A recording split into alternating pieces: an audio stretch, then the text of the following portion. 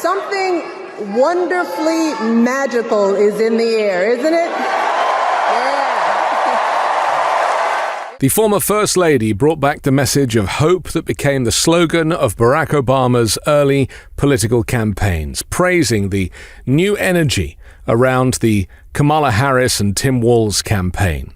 Michelle began her speech by referencing a contagious power of hope, telling the convention crowd that something wonderfully magical is in the air, isn't it? You know what I'm talking about? It's the contagious power of hope, the exhilaration of once again being on the cusp of a brighter day. America, hope, is making a comeback. The energy, the exhilaration of once again being on the cusp of a brighter day. The chance to vanquish the demons of fear, division, and hate that have consumed us and continue pursuing the unfinished promise of this great nation, the dream that our parents and grandparents fought and died and sacrificed for. America, hope is making a comeback.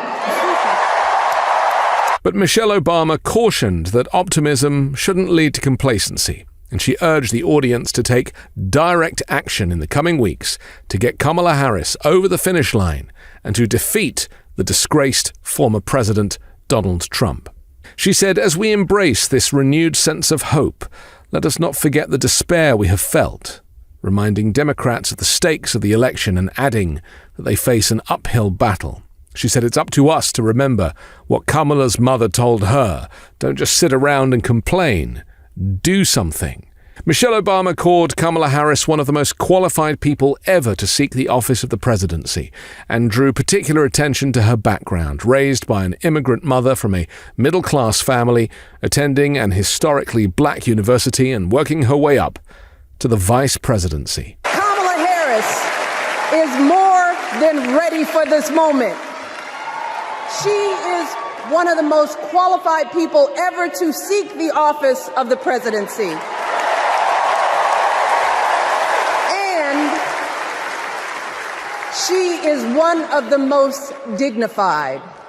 A tribute to her mother, to my mother, and to your mother too. The embodiment of the stories we tell ourselves about this country. Her story is your story. It's my story. It's the story of the vast majority of Americans trying to build a better life.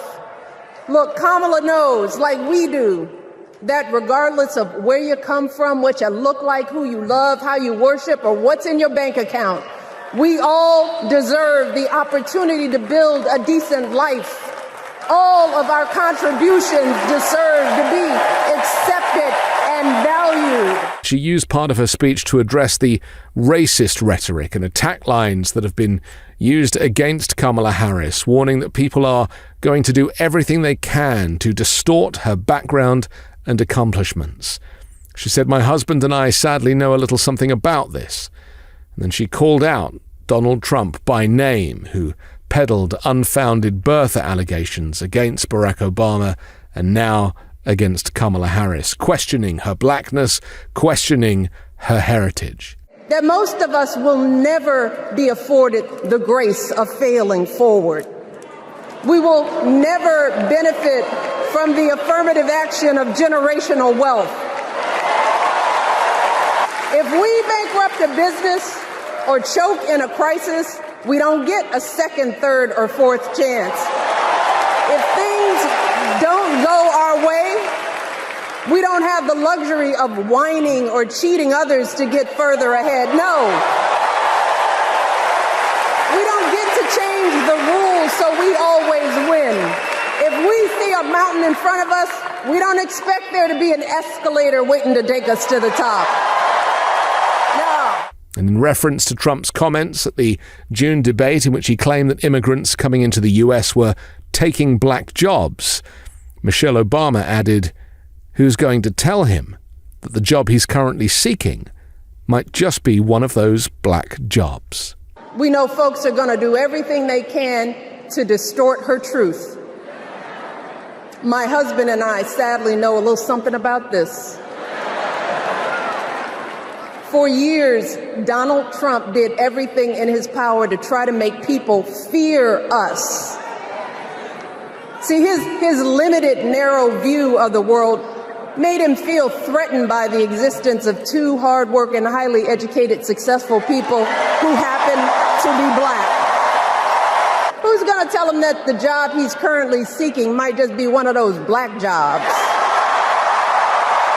And then in a beautiful, poignant, authentic moment, Michelle Obama introduces the former President Barack Obama, her husband, who came on with such style, embraced his wife, they held each other, they kissed, and they whispered to each other. And it was a incredible contrast to the relationship that Donald Trump has with Melania Trump. She refuses to hold his hand or even be in the same room with him half the time. But it is now my honor to introduce somebody who knows a whole lot about hope. Someone who has spent his life strengthening our democracy. And let me tell you, as someone who lives with him, he wakes up every day, and thinks about what's best for this country. Please welcome America's 44th president and the love of my life, Barack Obama. And then Barack Obama took to the stage and basically did what Barack Obama does, which is to deliver one of the great speeches. He is one of the greatest orators, and he was able to hold the convention hall in the palm of his hand. We have a chance to elect someone who has spent her entire life trying to give people the same chances America gave her. Someone who sees you and hears you and will get up every single day and fight for you. The next president of the United States of America, Kamala Harris. Not least when he mocked the disgraced former President Trump for his weird obsession with crowd sizes. Here's a 78-year-old billionaire who has not stopped whining about his problems since he rode down his golden escalator 9 years ago. It has been a constant stream of gripes and grievances that's actually been getting worse now that he's afraid of losing to Kamala.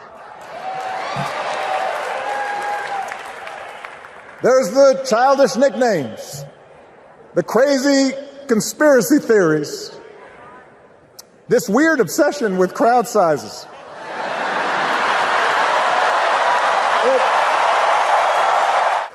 Kamala Harris won't be focused on her problems. She'll be focused on yours. As president, she won't just cater to her own supporters and punish those who refuse to kiss the ring or bend the knee. She'll work on behalf of every American. That's who Kamala is.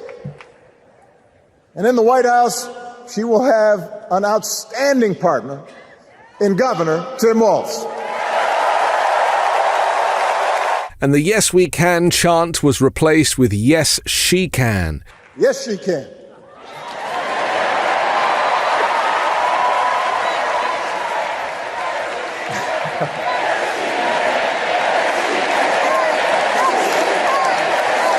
Yes, she can.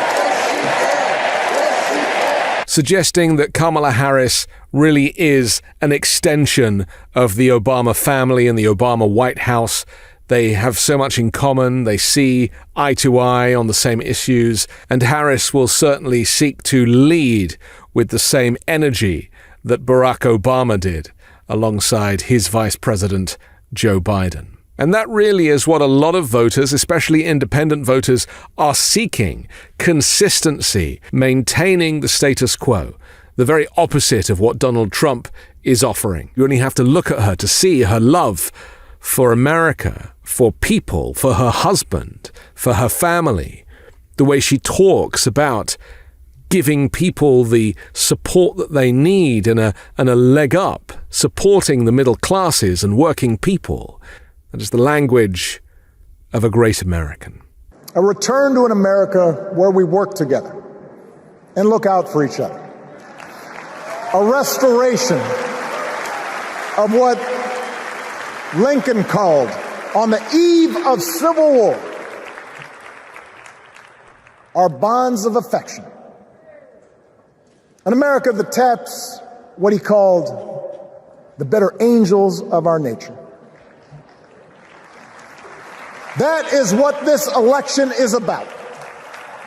And I believe that's why if we each do our part over the next 77 days, if we knock on doors, if we make phone calls, if we talk to our friends, if we listen to our neighbors, if we work like we've never worked before, if we hold firm to our convictions,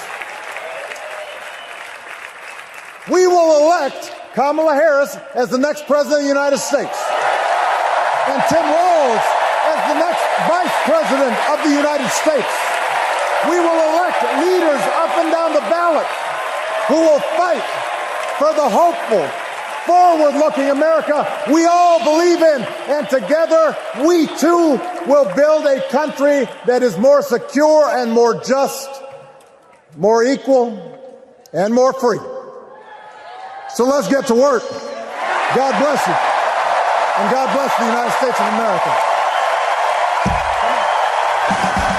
I'm Anthony Davis. You can catch me on the 5 Minute News YouTube channel and podcast on Wednesdays, co-hosting Uncovered, and on Sunday on The Weekend Show with MeidasTouch. Love this video? Make sure you stay up to date on the latest breaking news and all things Meidas by signing up to the MeidasTouch newsletter at MeidasTouch.com/newsletter.